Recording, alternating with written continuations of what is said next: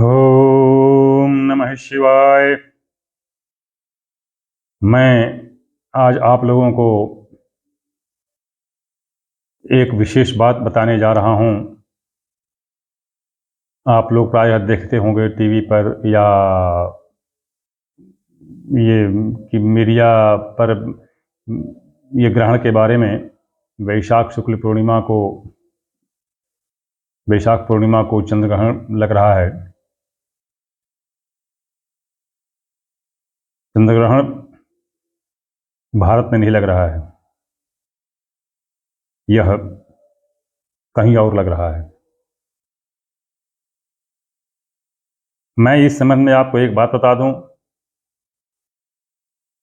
कि ग्रहण बराबर रहता है, बराबर ग्रहण रहता है। देखिए, सूर्य मध्य में है, जो गोला है उसके मध्य में सूर्य है,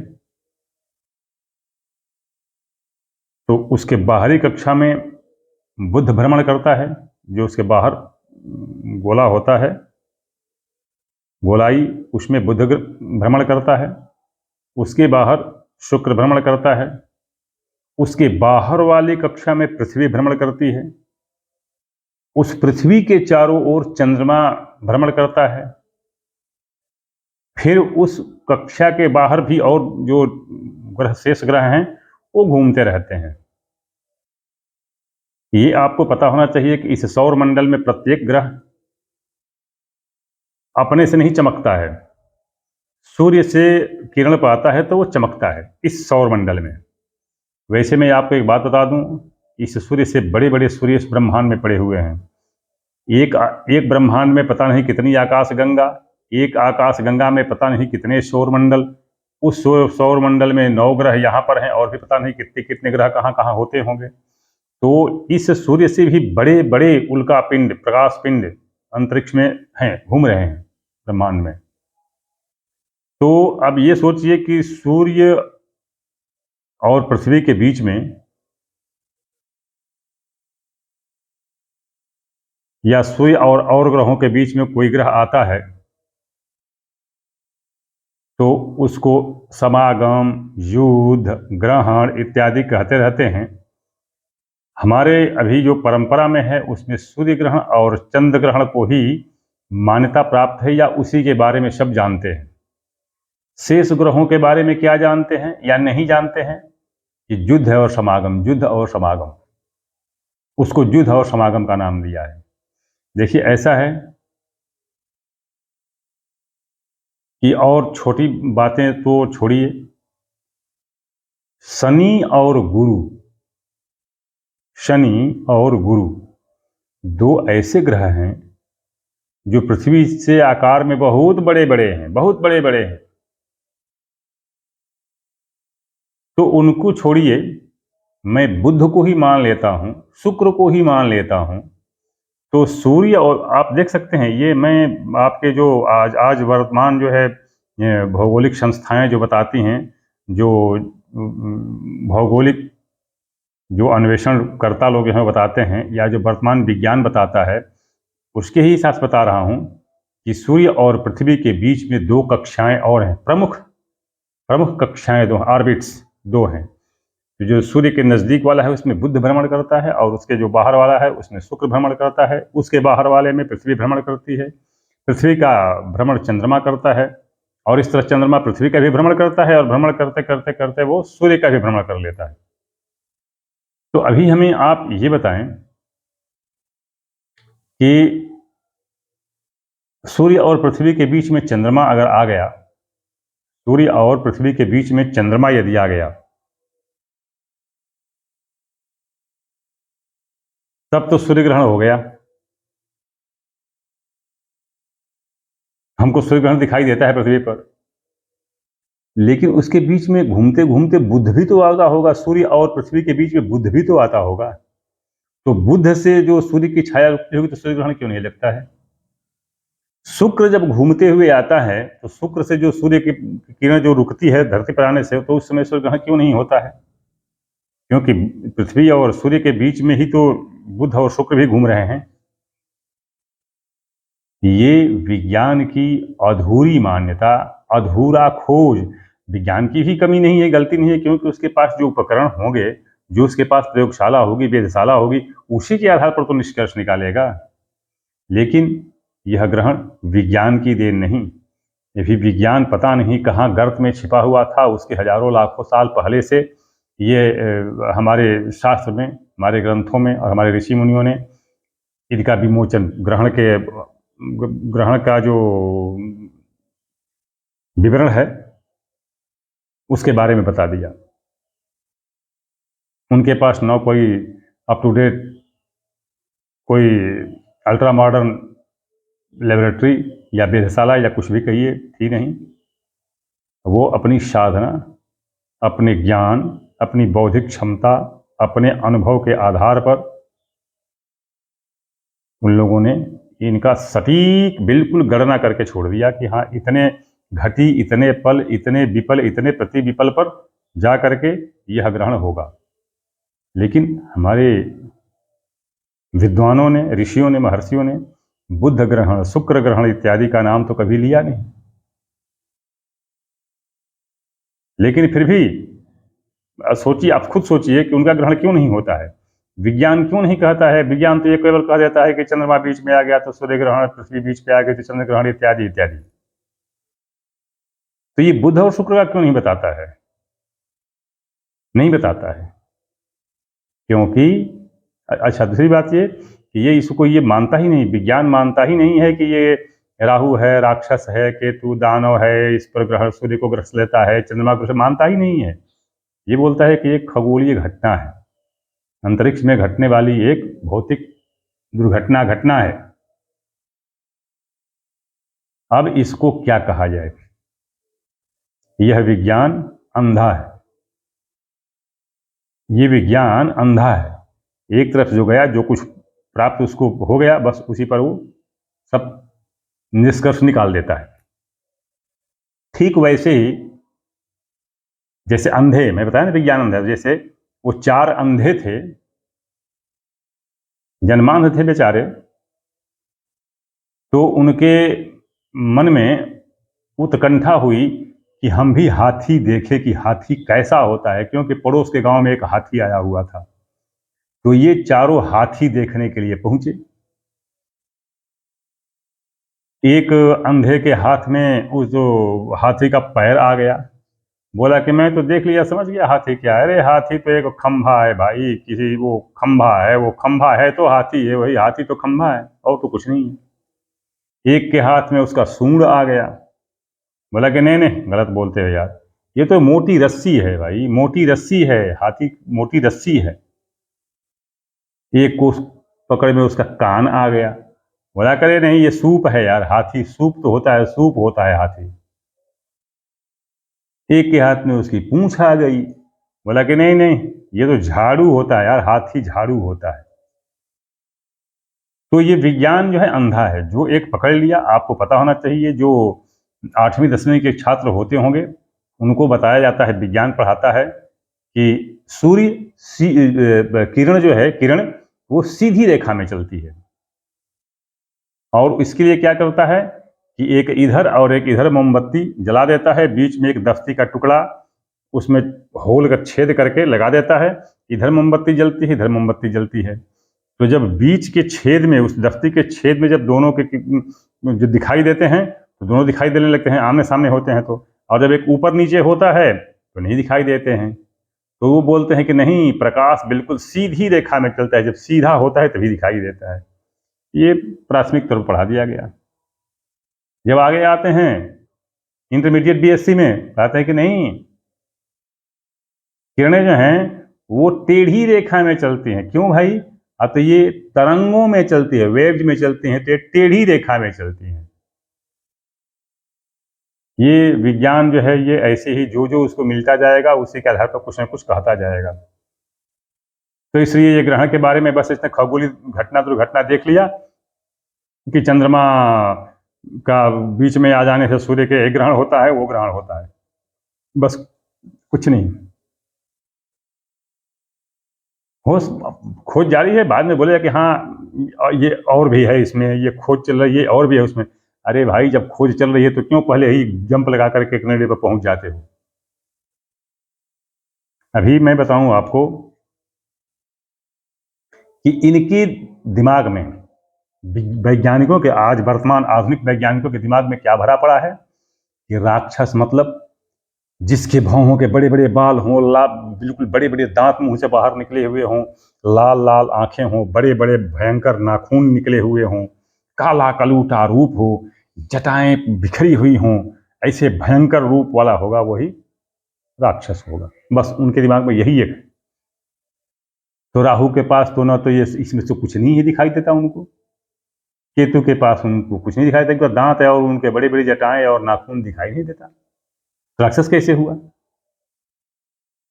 इन मूर्खों को कौन समझाए कि ये राक्षस जो हैं ये मनमाना रूप धारण करते हैं, स्थिति के अनुसार रूप धारण कर लेते हैं, जहां जैसी आवश्यकता हुई, इच्छा हुई, वहीं पर वैसा रूप धारण कर लेते हैं।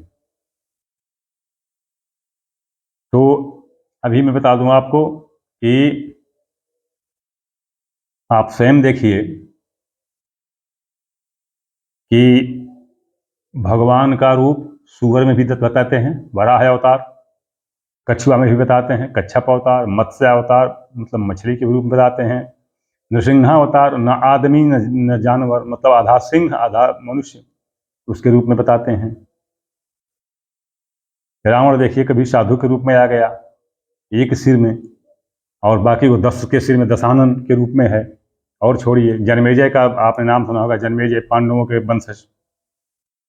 तो जब वो सब से सुरक्षित होकर के, सब जीव जंतु से सुरक्षित होकर के ऊंचे कहीं ड्योढ़ी में बैठे थे कि भविष्यवाणी के अनुसार इस दिन आज मुझे कोई राक्षस काटेगा या कोई कीड़ा काटेगा, तक्षक जैसा भयंकर सर्प आएगा और मुझे डस लेगा।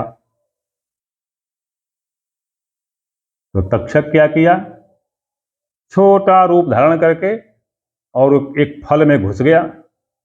वो फल ले जा करके किसी साधु संत ने या किसी ने दिया जन्मेजय को खाने के लिए। वो तो केवल फल था, कहीं कुछ नहीं था, लेकिन फल को जब उन्होंने काटा तो उसमें से वो छोटा कीड़ा निकला और भयंकर रूप धारण कर लिया, तुरंत भयंकर रूप हो गया और जन्मेजय को डस लिया।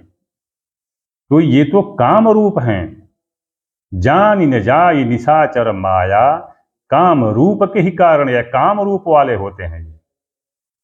तो अब राहु, भाई राहु गोल रूप में है, वो राक्षस जो है गोलाकार है, पिंड के रूप में है। जब जरूरत थी, जब कभी था वो सिंह का सुत के रूप में, तो उसके सिर और हाथ पैर होते होंगे।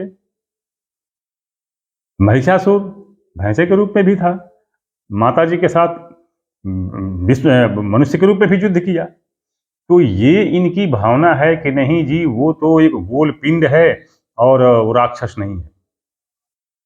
तो इन वैज्ञानिकों का क्या कहें, ये ऐसे ही आधा अधूरा ज्ञान लेकर चलते हैं। अब देखिए, ये वैशाख पूर्णिमा, इसी वैशाख पूर्णिमा को बता रहे हैं कि चंद्रग्रहण है और यहाँ नहीं है, वहाँ नहीं है। तो मैं ये विशेष महत्वपूर्ण बात अब आपको बता रहा हूं, अब आप देखिए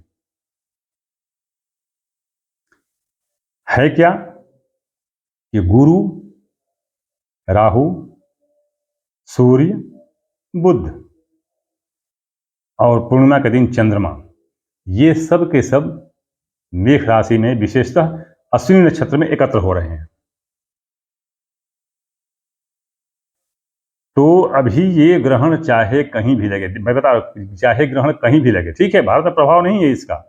इसका जो प्रभाव होना चाहिए एक राशि के रूप में या एक विशाल रूप में होना चाहिए, वो नहीं है।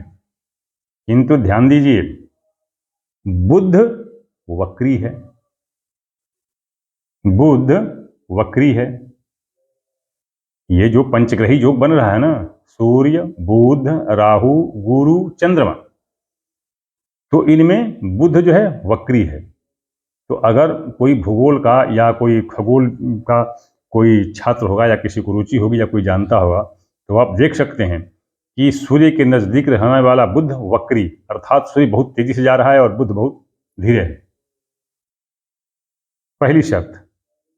दूसरी शर्त कि इनको आमने सामने से काटने वाली रेखा, जिसको हम जीवा कह सकते हैं, उसमें एक तरफ शनि एक ही मैंने एक तरफ, उस रेखा के एक तरफ शनि और दूसरी तरफ मंगल। बिल्कुल आमने सामने तो नहीं है, बिल्कुल आमने सामने नहीं है, क्योंकि मैं बताया कि ये सीधी रेखा में एक तरफ, तो जो मंगल की जो है ना विशेष दृष्टि, ध्यान दीजिएगा, मंगल की विशेष दृष्टि शनि पर और शनि की विशेष दृष्टि राहु चंद्र गुरु बुध सूर्य पर। अब देखिए क्या होता है। अब इसको हम भूगोल ही मान के चलते हैं, भूगोल मान के चलते हैं। तो अभी देखिए बुध चूंकि वक्री हो गया, सूर्य आगे जा रहा है, तो बीच की जो पतली रेखा बचेगी, क्योंकि वक्री होने के नाते, अगर वक्री नहीं होता तो नहीं बचती, बीच की जो पतली रेखा है वो आप देख सकते हैं कि 30 छक्का 180, 180 अंश पर, 180 अंश पर आएगी तो मंगल से टकराएगी। मंगल से 180 और 220 के अंशों के बीच में आएगी तो शनि से टकराएगी। देखिए परावर्तित होती है ना किरणें, सूर्य से आकर के मंगल पर पड़ी तो आवर्तित होकर के तो वहां पर मंगल चमकने लगा, बुध पर पड़ी बुध चमकने लगा, गुरु पर पड़ी गुरु चमकने लगा। तो ये देखिए वक्री बुध के बीच से होकर के सूर्य की आने वाली किरण मंगल से टकराती है, और चूंकि ये सूर्य जो है एक तरफ है, इनकी दूसरी तरफ है ही नहीं, तो मंगल से सीधी जो किरण जो जाएगी विशेष दृष्टि वो शनि से टकराएगी, और शनि की विशेष दृष्टि इन पांचों पर है। ये जो ग्रहण बताया जा रहा है जिस दिन, उसी दिन की बात मैं बता रहा हूं, वैशाख पूर्णिमा की। तो वैशाख पूर्णिमा के दिन ग्रहण हो चाहे न हो, ग्रहण हो चाहे न हो, लेकिन मेष, कन्या और कुंभ, मेष, कन्या और कुंभ, जैसे से बताया कि त्रिकोण हो जा रहा है ना, ये त्रिकोण हो जा रहा है। ये यहाँ पर जो है पंचग्रही, यहाँ पर जो है मंगल, यहाँ पर जो है शनि। अब ये टकराते हैं, तो इस तरह से ये तीन, मेष, कन्या और कुंभ, ये तीन राशियां विशेष रूप से प्रभावित होंगी। भारत में ही सही ये विशेष रूप से प्रभावित होंगी, किंतु बाहर की तरफ ये धनु मकर कुंभ मीन एक लगातार, धनु मकर कुंभ मीन एक लगातार, ये धनु मकर कुंभ मीन रेखा जो पृथ्वी पर देखते हैं ना, जो ग्लोब पर देखेंगे तो जो है ना, अपना धनु मकर कुंभ मीन रेखाओं के बीच में आने वाले समस्त प्रांत, उसमें बसने वाले लोग, प्राणी जो भी होंगे, सब के सब प्रभावित होंगे। बाढ़, तूफान, रक्तपात और प्राकृतिक विपदा, ये सब होंगे। ये इन धनु मकर कुंभ मीन चार पर। भारत में ये किसी एक ही राशि के किसी छोटे छोटे खंड पर प्रभाव पड़ सकता है। ये नहीं कि यहाँ पर जो बता दिया कि मेष, कन्या और कुंभ, तो मेष, कन्या और कुंभ सब के सब प्रभावित हो गए। यही मेष राशि में 9 चरण, एक के 4 चरण, तो अश्विनी, भरणी और कृतिका का एक, मतलब अश्विनी के 4 चरण, भरणी के 4 चरण और कृतिका का 1 चरण, तो ये 9 चरण। अब 9 चरण, तो ये 9 चरण हो गए एक नक्षत्र के, एक राशि के, और एक राशि में 4 चरण, यानी 3 अंश 20 कला का लगभग होता है। तब देख लीजिए कि 3 अंश 20 कला में, मतलब मेष राशि में अगर भारत में होंगे तो मेष राशि में, अब अगर अपना अगर 1 लाख की आबादी होगी मेष राशि की, तो उस मेष राशि की 1 लाख की आबादी में 1 लाख की आबादी में 110 नहीं 90 1 लाख की आबादी में 90 लोग प्रभावित होंगे। इनको और अगर सूक्ष्मता से देखा जाए तो 3 अंश 20 कला को कला बना करके, और उसको भी थोड़ा सूक्ष्मता से अगर विभाजित किया जाए तो उसमें आ जाएगा कि अब 110 नहीं रह जाएंगे, फिर 2-4 में आ जाएंगे कि हाँ ये 2-4 पर प्रभावित होंगे, लेकिन विशद प्रभाव नहीं पड़ेगा। विशद प्रभाव कहाँ पड़ेगा? धनु मकर कुंभ मीन, धनु मकर कुंभ मीन, ये विशेष प्रभावित होंगे। कौन से पर? 40 अक्षांश और 82 देशांतर, तो इसमें लगभग सब विदेशी आ जाते हैं। तो इस तरह से ये ग्रहण का विवरण है। वैसे ग्रहण का कहीं कोई है नहीं, कोई ग्रहण वगैरह है नहीं, ग्रहण नहीं भी है और बराबर है, बस यूँ मान लीजिए। लेकिन जो विज्ञान बताता है कि खगोलीय घटना है, मात्र खगोलीय घटना नहीं है, इसमें दैवी घटना भी है। राहु राक्षस है, अब वो पिंड के रूप में है, चाहे वो सिंह के रूप में हो, तर्कस के रूप में हो, जिस रूप में भी हो, राक्षस है।